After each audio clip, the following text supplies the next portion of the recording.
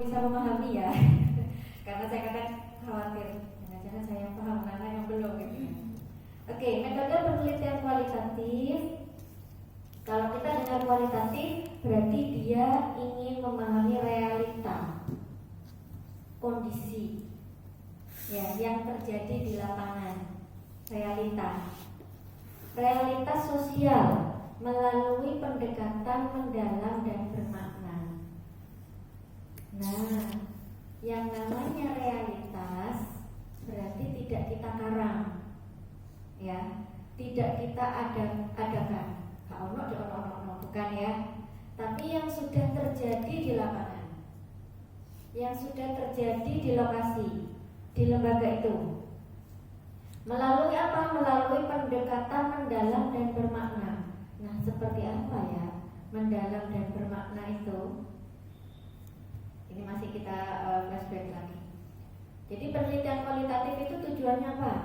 Memahami konsepnya, membedakan kualitatif dan kuantitatif. Ini untuk tujuan acara hari ini loh ya. Kemudian menentukan masalah penelitian, menentukan pendekatan penelitian yang tepat, menyusun instrumen penelitian, menganalisis data kualitatif, dan menulis laporan. Ini tujuan acara ini, bukan tujuan penelitian kualitatif. Oke. Tadi kita sudah di awal kita sudah ada statement ya, memahami realitas sosial. Nah, kalau menurut Creswell, kualitatif itu apa? Penelitian kualitatif adalah pendekatan untuk mengeksplorasi dan memahami makna yang diberikan individu, berarti orang, ya, seseorang atau kelompok terhadap suatu masalah sosial atau kemanusiaan. Contoh yang tadi, ya, bagaimana anak-anak memahami mata pelajaran Quran hadis. Berarti sekelompok, ya, sekelompok anak. Iya, satu kelas. Kemudian, nah, memahami maknanya. Makna yang digali kalau dari kasus itu tadi apa? Pemaknaan paham. Kita ingin mendeskripsikan pemahaman anak terhadap materi Quran hadis. Itu kan nggak mudah ya. Harus ada langkah yang harus kita lewati, harus kita ikuti tahapan-tahapannya. Nah, itu yang dimaksud dengan memahami makna yang diberikan oleh individu atau kelompok anak tadi terhadap satu masalah. Apa masalahnya tadi? Berarti kemampuan dalam memahami Quran hadis. Nah, jadi penelitian kualitatif itu luas sekali sebenarnya. Jadi untuk PGMI apakah hanya meneliti mata pelajaran MI? Sebenarnya tidak loh. Kamu bisa misalnya meneliti motivasi guru MI. Ada kan yang sudah S2 bahkan sudah S3 tapi tetap memilih menjadi guru. Apa sih motivasi mereka itu kok tetap pengen jadi guru? Berarti penelitiannya individu nanti kamu, ya, kan bukan kelompok yang dibidik. Misalkan kamu cuma meneliti misalkan sosok nih, siapa nih guru teladan, atau dia seorang figur, dia sudah pendidikannya sudah tinggi tapi memilih jadi guru. Misal kamu ngambil itu boleh loh sebenarnya, ya, asalkan dia masih dalam ruang lingkup MI. Nah, jadi boleh individu, boleh kelompok yang kita teliti. Oke, kemudian penelitian kualitatif berusaha memahami tadi, kita ulangi, makna, pengalaman, perspektif, perilaku atau fenomena sosial, semuanya itu secara mendalam. Tak kasih contoh lagi.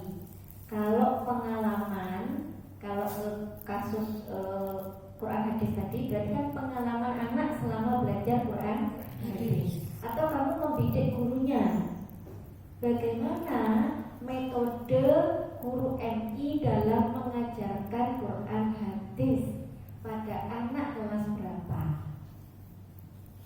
Jadi luas sekali kan. Kalau saya nggak minat kayaknya kalau meneliti anak-anak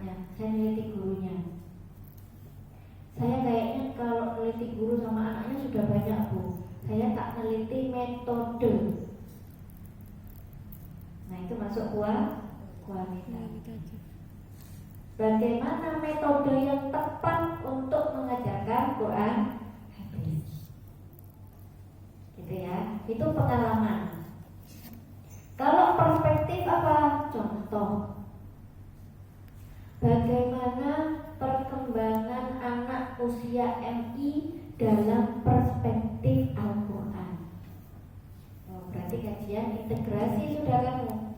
Integrasi apa? Mengintegrasikan antara teori perkembangan anak dengan tafsir Al-Quran. Saya agak ringan dikit deh. Dalam perspektif kitab tentang pembahasan anak itu banyak kalau di Al-Hikam itu biasanya kitab yang dikaji di pondoknya. Misal apa itu taklim ta'lim, oke, bisa. Atau dalam perspektif ayyuhal walad, bisa. Itu bisa loh. Tidak untuk anak PAI saja sebenarnya, tapi kalian fokus ke perkembangan anak MI-nya. Sehingga itu apa kontribusinya untuk MI, Bu? Ya, agar kita guru MI ini ketika mendapat artikel itu atau nanti dipublish ya, penelitiannya kita paham, anak MI itu kan belum waktunya ya untuk belajar lebih berat karena usianya, tahap perkembangannya kalau di artikel ini seperti ini misalnya seperti itu. Oh, ternyata anak MI itu sesuai loh dengan apa yang difirmankan oleh Allah dalam surat ini. Jadi ada tambahan kontribusi di situ. Atau fenomena sosial, misal kalian mengamati dan kalian ada kegelisahan gitu ya, namanya kegelisahan akademik lah, ide gagasan itu. Anak MI sekarang kelas 3 sudah pacaran misalnya. Itu masuk fenomena sosial loh. Sudah ulang tahun sudah ngasih bunga gitu kan, udah ngasih hadiah kue, ya Allah gitu ya. Terus gimana? Itu tugas guru MI loh, ya kan? Nah, mohon maaf, selama ini saya melihat judul skripsinya itu masih terjebak di mata pelajaran. Padahal ruang lingkupnya luas loh gitu. Bagaimana peran guru MI dalam pembentukan karakter siswa sehingga dia punya kemauan untuk serius dalam belajar, ya kan? Tidak kemudian tergerus dengan media sosial atau terlena dengan job-job yang ada di game itu, ya kan? Mohon maaf ya, kemarin aja saya di kafe itu 3 kali itu kemarin ya, padahal kan usianya udah dewasa ya, mungkin SMA, kuliah, itu udah, mohon maaf, tidak asing lagi dan kayaknya dinormalisasi ngomong anjir gitu ya. Saya ya Allah gitu. Ini gara-gara apa nih? Gara-gara suka game kan? Apa sih namanya? Kreator game itu bukan? Konten kreator untuk game ya? Gaming ya? Apalagi kambing. Padahal kambing gak punya salah loh ya. Tapi ketika dipakai dalam percakapan jadinya kan negatif ya. Kambing loh. Itu saya sering dengar loh dari anak SDM itu sering loh.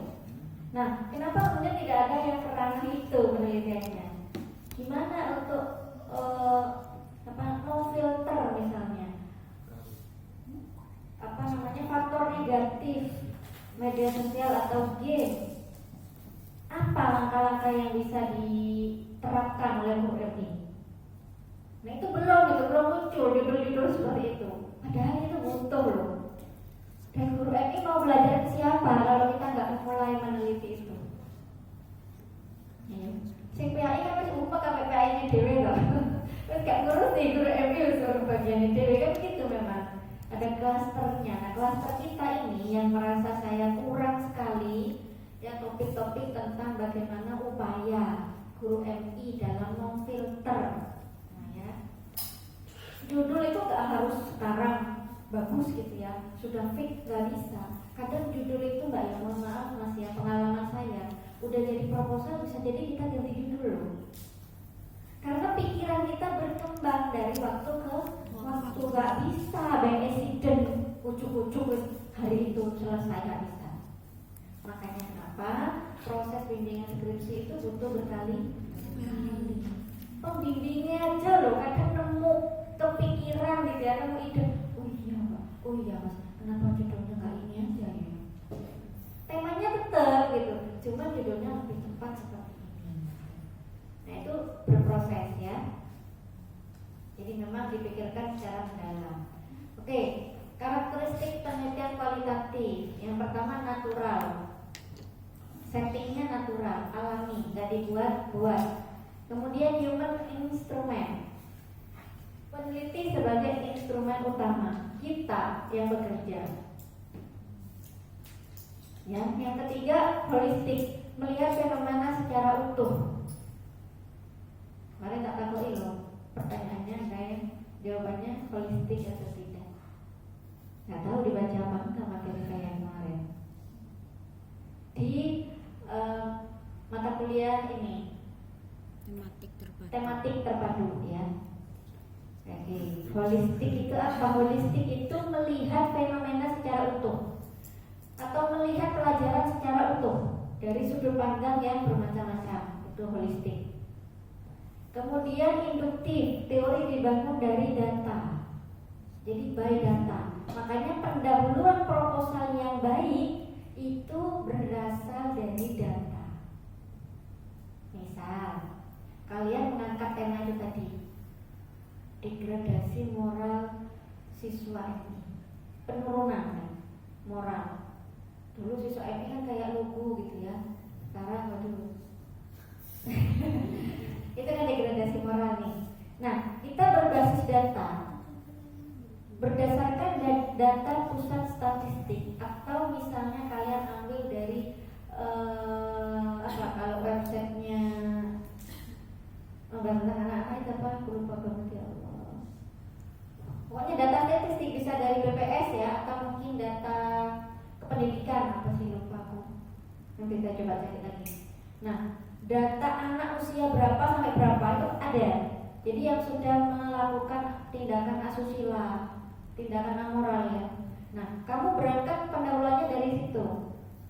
Ada sekian persen anak usia MI yang melakukan ini misalnya gitu. Itu ditampilkan di pendahuluan. Jadi pendahuluan yang bagus adalah dibangun dari data. Karena itu peneliti tertarik untuk membahas ini dalam kajian penelitiannya seperti itu. Oh iya, akhirnya itu yang baca. Oh iya, berarti penelitian ini memang layak untuk diteliti. Nah, kemudian meaning, fokus pada makna. Apa makna yang tersembunyi dari kejadian yang kamu teliti itu? Misal, kenapa sih anak MI kelas 5 dan 6 itu kok suka egois, dinasihati susah misalnya. Nah, apa makna yang ada di balik itu? Apa yang terjadi dengan mereka? Apakah ini memang tekanan psikologis atau ini adalah dampak lingkungan? Lingkungan berarti kan bisa keluarga, bisa masyarakat, bisa teman-teman, bisa gadgetnya dan seterusnya. Oke. Menentukan masalah penelitian. Apakah itu pengalaman pribadi? Tapi jangan sampai nanti informannya diri sendiri, nggak bisa. Ya. Maksud saya bisa dari pengalaman pribadi. Misal kalian mengajar mata pelajaran itu tadi ya Quran hadis, dan kalian menemukan kendala di situ. Nah, itu berarti penelitiannya berdasarkan pengalaman pribadi. Kenapa sih anak-anak itu kok nggak paham-paham kalau masalah tajwid? Tapi kalau hafalan bisa. Tapi nggak paham tajwid itu pembagiannya ada berapa itu susah misalnya. Oh, berarti aku tak telitiannya ini aja nih. Tapi informan kamu untuk kamu ajak interview ya, itu pilihlah guru yang lain yang juga mengajar Quran hadis. Gitu. Oke, kemudian kedua fenomena sosial seperti yang tadi saya contohkan. Misalnya akhlaknya peserta didik ya, akhlaknya guru, motivasi guru, itu fenomena sosial. Kemudian hasil penelitian terdahulu. Nah, makanya kenapa ketika pembimbingan proposal, pembimbing pasti akan minta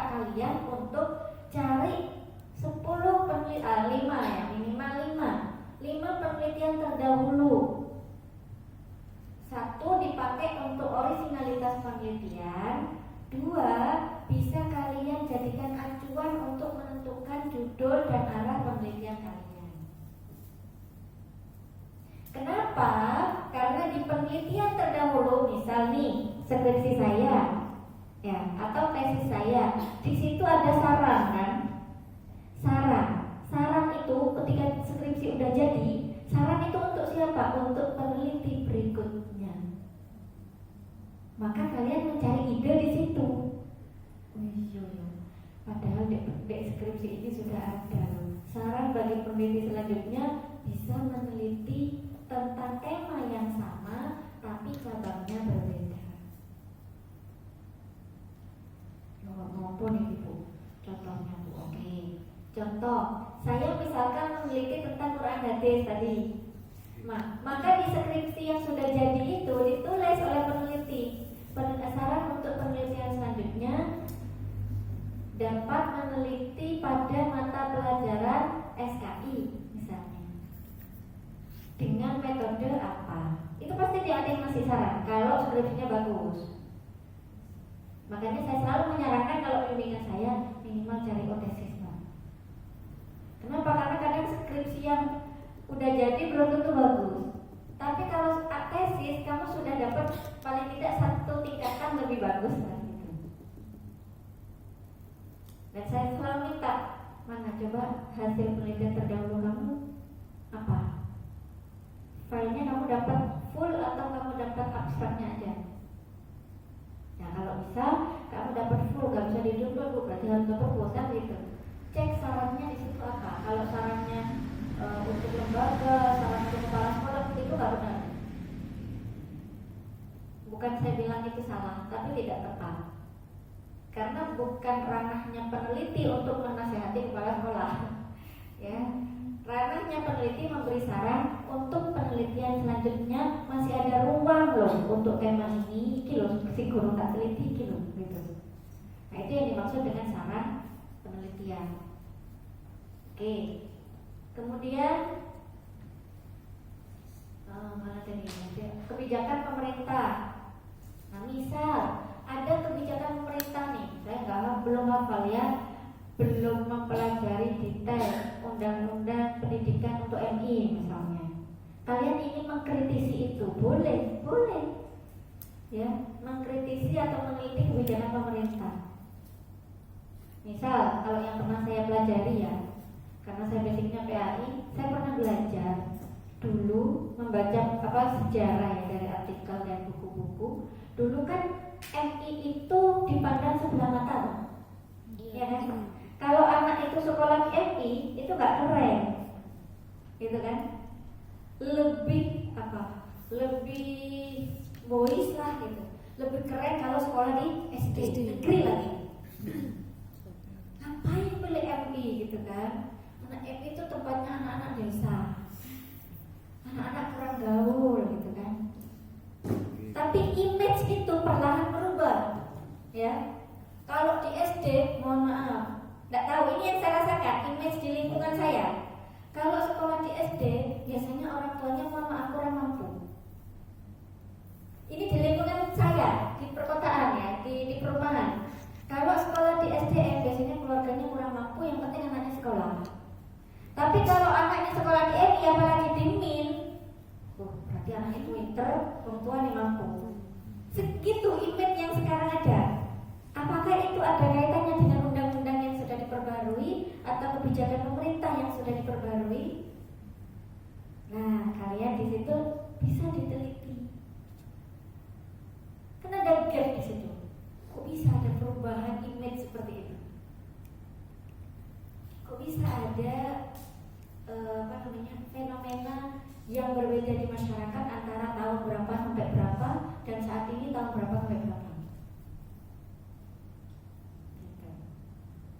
Kalau keuangan itu ada inflasi, gitu ya. Ada inflasi. Nah, kenapa ada peningkatan kepercayaan masyarakat terhadap MI? Nah, itu bisa dijadikan acuan loh bagi apa? Bagi kepala sekolah, pengurus sekolah ya, yang ingin meningkatkan performa lembaganya. Jadi sekolah di MI sekarang pede banget, karena pasti jauh lebih materinya lebih banyak dan pemahaman anak terhadap agama juga jauh lebih banyak. Oke, tadi menemukan research gap-nya, gap penelitiannya di mana? Gimana sih caranya Bu menemukan gap penelitian itu? Satu, kondisi ideal. Kita paham kondisi idealnya itu gimana sih? Contoh, kondisi ideal bagi sekolah itu kan disiplin, fasilitas lengkap, itu ideal ya. Guru-gurunya lengkap. Kalau guru ideal, satu guru mengajar berapa siswa? 20 ideal. Ideal loh, ideal. 5 paling Sekiranya gak rame, sekiranya gak umek gitu ya. 15. Cuma satu privat namanya. Les. Schooling kalian. Berapa ya? Menurut kalian ideal berapa satu orang ngajar berapa? 15. 15, 30, beda-beda. Kalau di sekolah 30 bisa handle ya, hebat. Kalau di sekolah 15 sampai 20 sih. 20. Ya. Kalau hemat saya, dari banyak yang saya amati itu 10 sampai 20. Itu masih bisa menghandle. Dan tergantung usia berapa, Bu? Iya. Kelas berapa, Bu? Rame soalnya. Kalau kelas 6 30 oke, Mas. Kalau kelas 1 30. Enggak ya. Nah, kondisi ideal dulu kita paham. Idealnya itu satu kelas, satu guru mengajar 30 misalnya. Tapi di sekolah ini satu guru bisa ngajar 50. Berarti tidak ideal gitu loh. Nah, contoh lagi, satu siswa itu biasanya kelas 3 misalnya, kelas 3 sudah hafal bacaan sholat idealnya. Nah, tapi ini kelas 4 kok masih banyak yang belum hafal bacaan sholat. Berarti gak ideal kondisi ini. Iso teliti, udah kan? Kenapa kelas anak siswa kelas 4 ini masih susah menghafal bacaan sholat? Berarti kan ada masalah. Oh, di sekolah kurang ditekankan praktek ya dan uji tes sholat satu-satu, itu jarang misalnya. Atau misalnya ada praktek sholat jamaah tapi kurang monitoringnya, kurang dicek oleh gurunya. Terus pokoknya praktek sholat gak ngurus, mau buka pokoknya kalau sholat gitu kan. Bisa jadi. Berarti ada kesenjangan di situ, kondisi aktual ya. Ada ideal yang sesuai harapan kita, aktual yang terjadi realitanya. Nah, ada kesenjangan di situ yang namanya gap. Harusnya misalnya guru itu semangat misalnya, tapi kok malah gak semangat, apa gila gitu. Oh, gajinya turun. Berarti kebijakan itu, menelitinya kebijakan. Angel we. Angel. Tapi ada loh teman saya yang meneliti itu ada. Dulu saya diarahkan ke sana, saya nggak mau. Kenapa? Karena buku referensinya tuh tebelnya kayak gini. Itu masih satu buku kan. Saya pengen cepat lulus Pak saya. Ya oke. Kemudian ini munculnya masalah. Bagaimana proses pembentukan karakter? Misalnya ini ya, misal ini saya contohnya pesantren membentuk karakter santri, masih ditemukan perilaku menyimpangnya. Kemudian gapnya apa? Bagaimana proses pembentukan karakter itu berlangsung? Berarti ada yang keliru ini. Apakah yang keliru itu caranya, orangnya, atau manajemennya, atau materinya? Nah, baru kita bisa merumuskan masalah. Oke, jenis-jenisnya ada fenomenologi. Kalau kualitatif ya, kalau kualitatif, sekali lagi kualitatif. Dan kualitatif ini ya, kelebihannya adalah dia bisa meneliti fenomena, disebut fenomenologi. Memahami pengalaman hidup seseorang atau sekelompok orang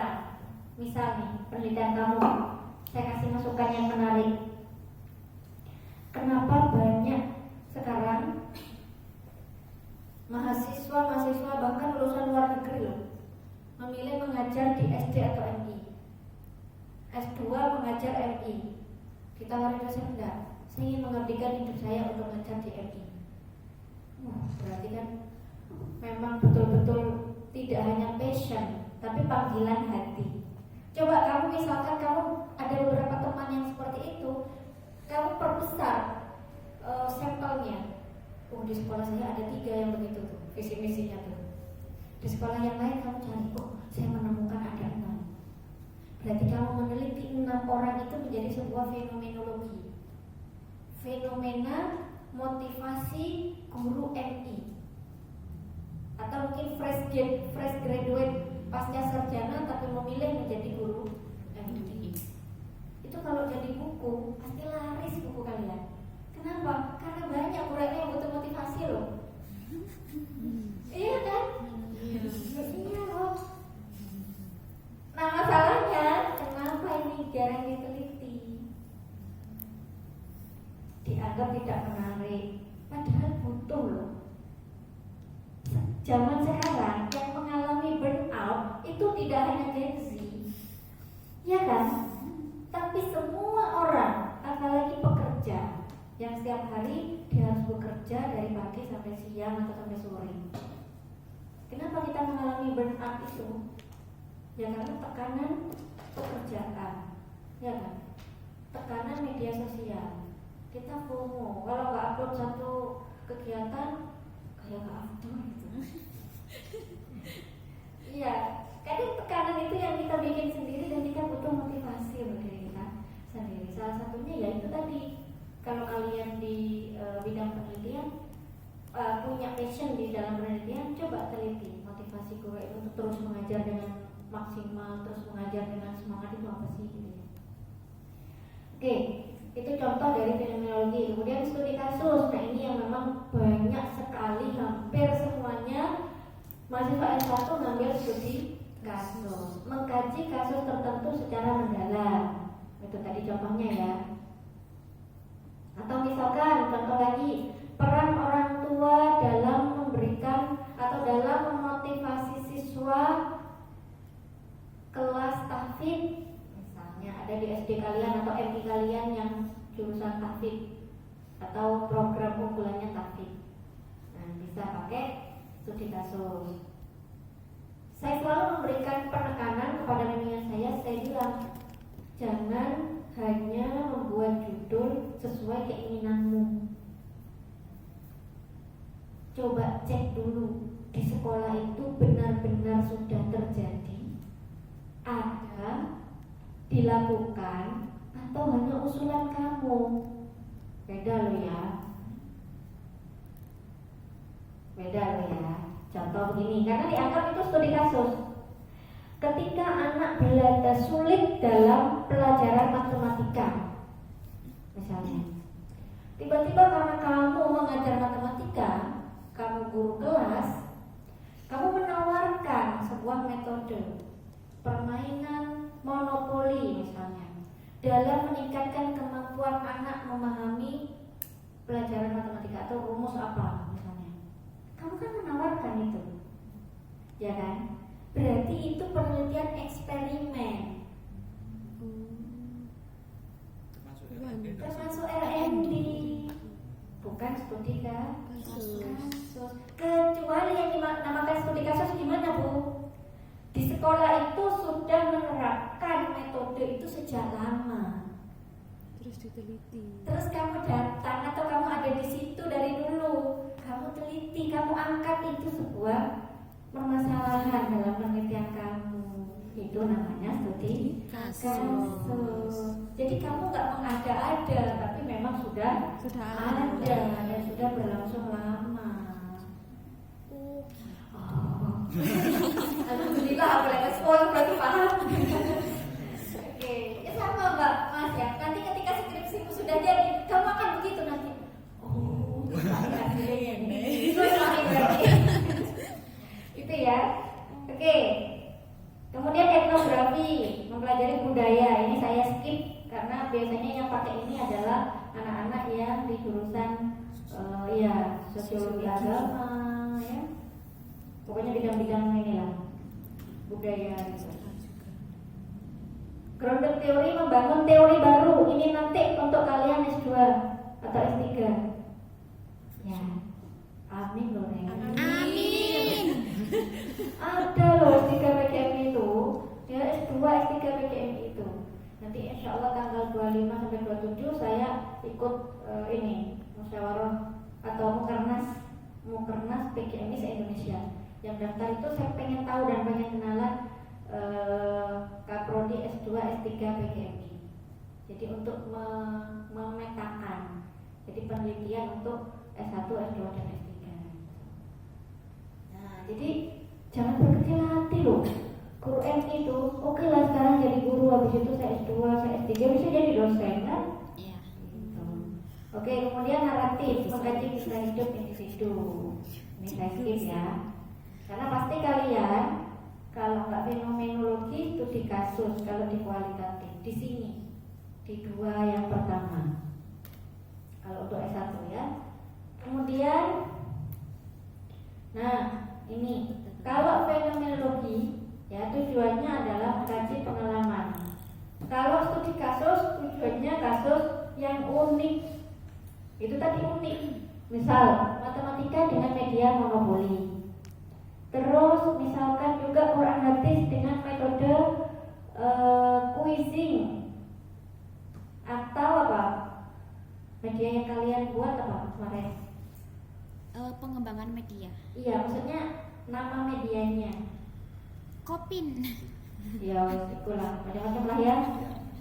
Ada puzzle, ada apa lagi?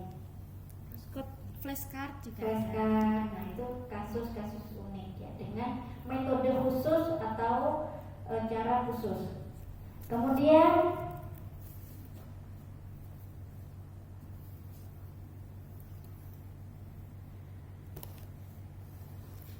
Wow, apa itu?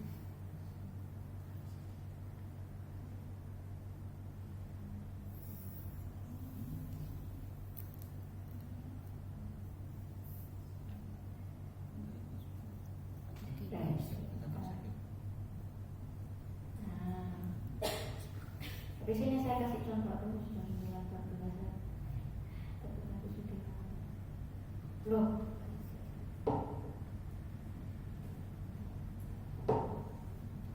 Bu nanti boleh minta PPT-nya.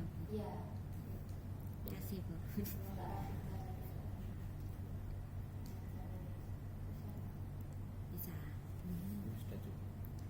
Sudah kelihatan Bu.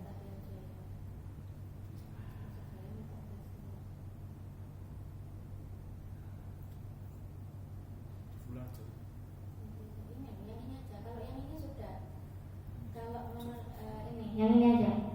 Nah, kalau kualitatif ya, cara pengumpulan data itu ada 3. Ada apa? 3. Ada 3.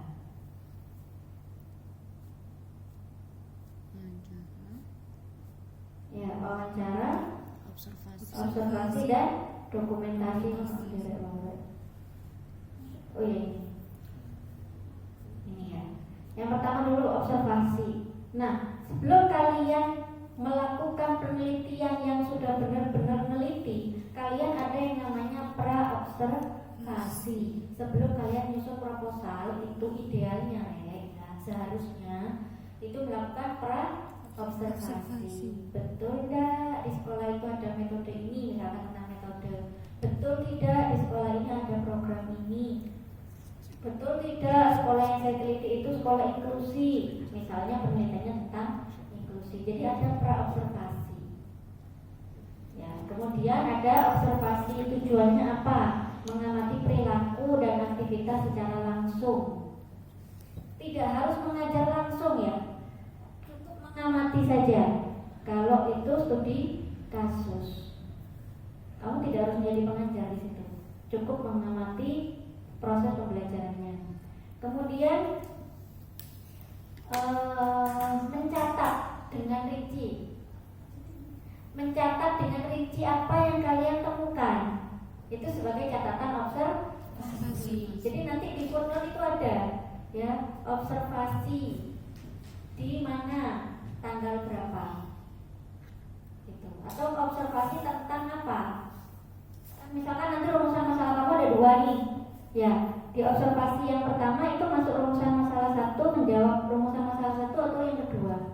dicatat. Misalkan observasi tentang proses pembelajaran Quran hadis, misalnya begitu. Ya. Kemudian ada wawancara. Nah, kita tentukan wawancara informannya siapa saja terkait dengan penelitian kamu loh ya. Misalkan saya akan wawancara dengan kepala sekolah, wakakurikulum, guru mapel atau guru kelas ada berapa. Kemudian siswanya, siswa kelas berapa, itu harus ditentukan. Kemudian menyusun pedoman wawancara. Susunan pertanyaan yang akan kamu tanyakan sesuai dengan siapa informannya. Kan tidak mungkin satu orang pertanyaannya sama dengan yang lain. Tidak mungkin kan, disesuaikan dengan jenjangnya dan konteks pertanyaan kita. Kemudian dokumentasi. Nah, kebutuhan penelitian kamu terkait dokumentasi untuk tema yang kamu angkat apa? Misal kamu tadi kan kita contohnya tadi belajar Quran hadis ya. Berarti kita butuh data apa? Nilai kan? Ya, data absen, ya, presensi siswa, data nilai, ada tes hafalan, ada tes membaca Quran misalnya ya. Itu kita minta. Jika kita boleh mengcopy atau PDF-nya atau kita foto. Itu bagian dari dokumentasi. Makanya di sini ada foto, arsip, buku, catatan kegiatan atau video. Ya, foto proses belajar mengajar itu bagian dari dokumentasi. Nah, untuk memvalidasi data itu ada yang namanya triangulasi data. Keabsahan data diperoleh dengan membandingkan data dari berbagai sumber dan teknik pengumpulannya. Kalau katanya guru Quran hadis setelah saya wawancara, ya, ada metode drill dalam meningkatkan hafalan anak-anak. Misal, one day one ayat, misalnya. Betul nggak? Itu kan hasil wawancara. Betul nggak? Sesuai dengan data yang dokumentasi yang saya dapat. Di bukti penilaian ada nggak penilaian harian? Hafalan harian itu ada nggak? Terekam nggak? Terekod nggak gitu ya di catatannya? Ada, padahal hanya mingguan. Oh, berarti yang berjalan mingguan nih. Gitu. Nah, dan buktikan juga ketika kamu melihat langsung di kelas dengan observasi. Bisa jadi iya, betul-betul dilakukan one day one ayat, tapi kok tidak dicatat ya. Ternyata mencatatnya direkam mingguan. Nah, berarti itu disampaikan. Namun berdasarkan hasil observasi gitu ya. Nah, ternyata laporannya ditulis mingguan, bukan harian. Gitu. Oke, dipahami ya? Iya. Oke. Saya percepat ya. Nanti saya bagikan slide-nya. Kalau ada pertanyaan langsung tanya. Nah, struktur proposal. Jadi proposal yang akan kalian susun nanti terdiri dari 3 bab. Ya, bab 1 pendahuluan, bab 2 kajian pustaka. Kajian pustaka itu teori, ya. Kemudian bab 3 adalah metode penelitian. Itu saja untuk proposal. Baru setelah proposal diujikan, sudah direvisi, maka kalian melanjutkan bab 4, temuan penelitian atau paparan data penelitian yang kamu dapatkan. Misalkan kualitatif tadi berarti dari wawancara, observasi, dokumentasi. Kamu tuangkan semuanya di bab 4. Tidak ada imbuhan atau tambahan footnote dari teori, nggak ada. Dari buku, jurnal nggak ada. Itu di bab 4. Murni temuan kamu di lapangan berdasarkan observasi, wawancara dan dokumentasi. dipahami ya, gak boleh ditambah-tambahin menurut Abu Dinata, gak ada, sudah di bab 4 gak ada. Jadi murni temuan penelitian. Nah, kemudian bab 5. Nah, bab 5 itu baru pembahasan. Gampangnya itu adalah seolah-olah kamu itu berdiskusi, ya, berdiskusi dengan dirimu sendiri, menggabungkan informasi dari bab 2. Kajian pustaka ini kan idealnya begini kalau di teori, kan gitu. Tapi di bab 4 temuan penelitian kok jadi begini ya? Misal teori dalam mengajarkan anak belajar Quran hadis itu misal ada 4 di kajian pustaka. Tapi di temuan penelitian saya ada 5.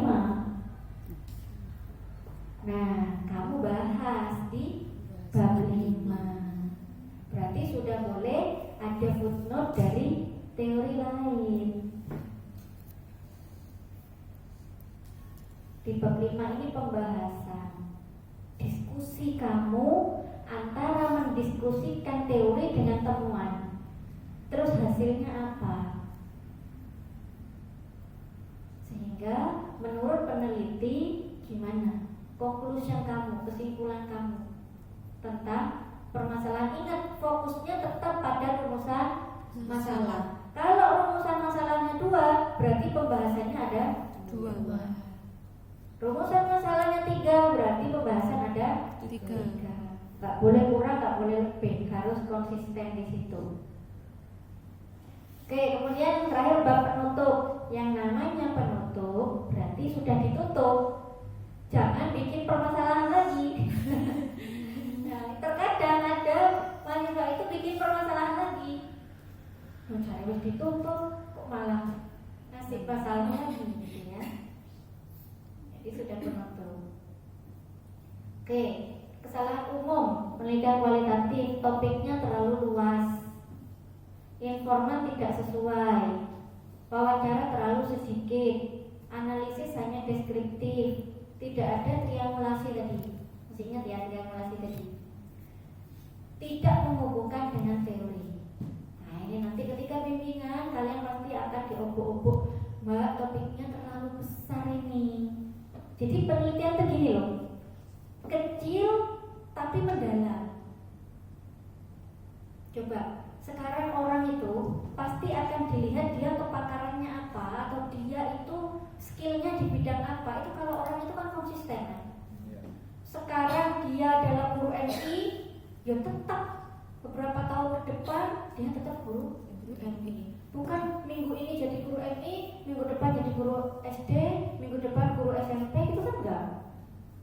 Nah, itu bukan berarti tidak pakarnya gitu ya. Jadi dia harus spesifik. Kalau memang dia guru mata pelajaran Quran hadis, yang fokus ke Quran hadis, begitu.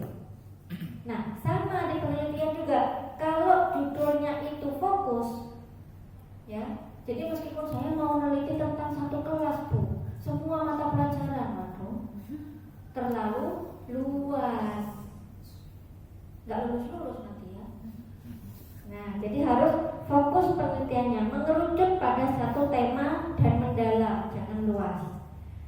Oke, kemudian penelitian tips untuk sukses penelitian kualitatif, banyak membaca. Akhirnya saya malas mau coy ya buyu. Malas semua berarti yo, malas semua ya. Nah, kita harus melatih diri kita untuk mau membaca. Minimal ya. Biasanya nggak tahu baca buku penelitian karena proposal saya jadi baca buku penelitian tuh. Ya, minimal baca buku yang terkait dengan tema penelitian kita. Harus. Meskipun hanya 2 buku induknya cuma 2 yang saya hatamkan, yang lain saya ambil tema yang sesuai aja, subtemanya. Bangun kedekatan dengan informan. Nah, di situ kalian akan dilatih bagaimana skill komunikasi kalian. Jangan jutek lah. Kalau kita butuh bantuan seseorang, ya harus baik dong, gitu ya. Bukan juga harus nyogok ya, enggak ya. Maksud saya hubungan yang baik. Jadi kalau ketemu itu enak ya. Kalau wawancara, kalau beliau kurang berkenan atau beliau masih sibuk, ya ditahan dulu. Oke Bapak Ibu, mohon waktunya panjenengan yang longgar kapan sih? Aku bingung Pak kalau dicari longgarnya. Nanti pas ke sekolah aja, pas jam istirahat gitu aja ya. Ya udah kamu turuti. Jangan sampai kamu yang menentukan jadwal. Kenapa? Karena kamu yang butuh. Itu ya. Dan sabar. Orang itu karakternya macam-macam. Nah disitulah skill komunikasi kalian akan terlatih. Oke, kemudian catat semua data seperti yang saya contohkan tadi. Observasi kalian tentang apa sekarang? Fokus meneliti tentang misalnya fokus observasi tentang kegiatan anak-anak di kelas misalkan. Fokus dulu. Nanti saya akan observasi gurunya misalnya. Bagaimana kegiatan guru setiap hari dan seterusnya. Jangan terburu-buru menyimpulkan kalau penelitiannya belum selesai dan belum melakukan triangulasi data. Intinya ojo ujuk-ujuk kan. Karena keburu deadline besok sudah pengumpulan proposal terakhir. Masa Allah ini itu namanya terburu-buru. Makanya dikerjakan itu step by step ya, langkah demi langkah tapi terukur. Kemudian gunakan software jika diperlukan ya. Jika tidak apa-apa. Fokus pada makna bukan jumlahnya.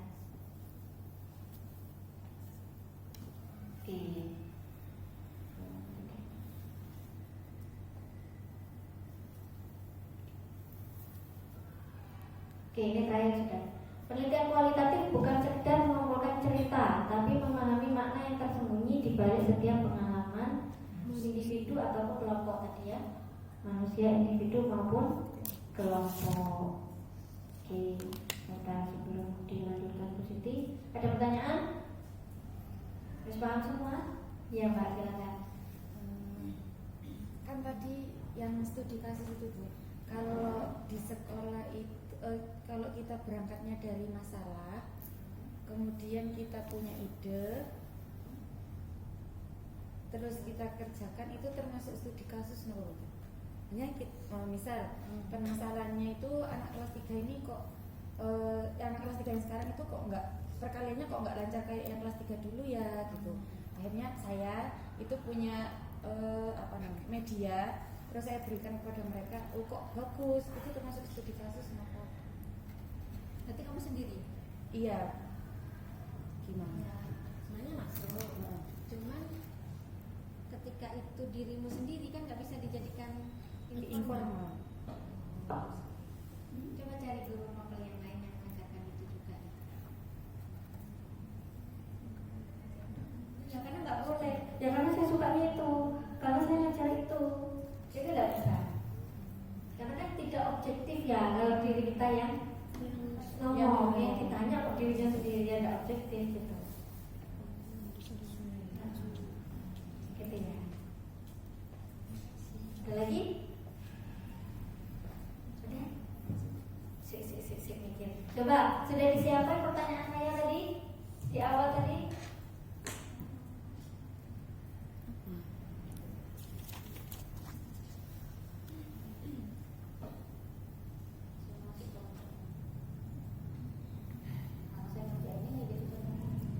Oke, pertanyaan saya tadi, coba karena tadi cuma 6 ya, sekarang udah bertambah alhamdulillah. Coba siapa yang mau menyampaikan judulnya? Judul yang di Iya, yang sekarang. Baik disiakat ataupun sudah ada revisi silakan. Oh, ini punya saya. Silakan. Disiakat ini Bu. Pengembangan komik digital interaktif berbasis storytelling pada materi sejarah lahirnya Pancasila untuk meningkatkan pemahaman siswa dalam berlipat. Ya, kayak gini. Ini contohnya sudah fokus ya. Berarti dia membahas Pancasila ya. Iya, dan dispesifikkan lagi lahirnya Pancasila. Sejarah lahirnya. Nah, ini namanya fokus. Kecil tapi mendalam. Gitu. Pengembangan komik digital interaktif berbasis storytelling pada materi sejarah lahirnya Pancasila untuk meningkatkan pemahaman siswa kelas 4. Ya. Ya sudah bagus Mbak ini. Berarti komik digitalnya itu sudah ada kan? Kan itu mengembangkan Bu. Jadi Oh, dari iya. kan kalau saya pernah baca itu menemukan skripsi itu hanya komik digitalnya saja. Jadi hanya gambar sama cerita saja. Jadi anak-anak tetap membaca sendiri gitu. Sama aja kan dengan di buku gitu Bu. Nah itu saya ada interaktif berbasis storytelling. Jadi kemungkinan yang di pikiran saya itu nanti ada audionya gitu Bu. Jadi anak-anak nggak hanya membaca saja gitu. Ini sudah kamu lakukan? Sudah dilakukan di sana atau masih mau? Belum, itu kemarin karena mintanya dari gurunya yang mengajar itu Bu, beliau itu meminta anak-anak itu kan kalau sejarah diceritakan saja itu kan bosen gitu Bu. Jadi gurunya itu meminta ada sesuatu entah itu dari media ataupun metode. Kemudian saya mengambilnya dari media gitu. Artinya nggak, maksud saya kamu nggak sendiri Oh, praktekkan tidak. ini. Artinya ada guru yang Ada bisa gurunya, dijadikan iya. informan.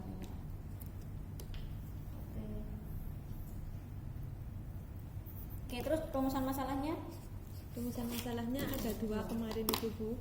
Jadi gimana proses mengembangkannya, membuat medianya itu sama gimana keefektifannya gitu. Efektivitas. Iya, efektivitasnya. Oke, berarti harus data dokumen yang kamu perlukan apa?